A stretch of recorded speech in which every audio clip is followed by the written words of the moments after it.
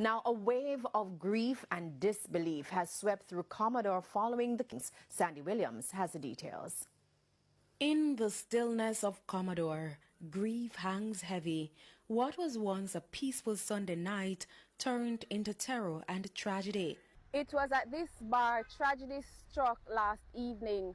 Persons were gathered here, some on the inside, some outside. Residents say it wasn't anything special, just the usual Sunday evening chill out when gunmen dressed like police officers appeared and opened fire. But the carnage didn't stop right here. At the back of the bar, there's another entrance and exit.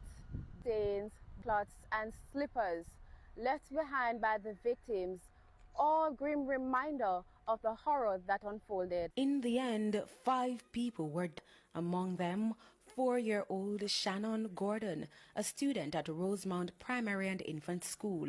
She was reportedly running inside the yard when the men chased and shot her multiple times.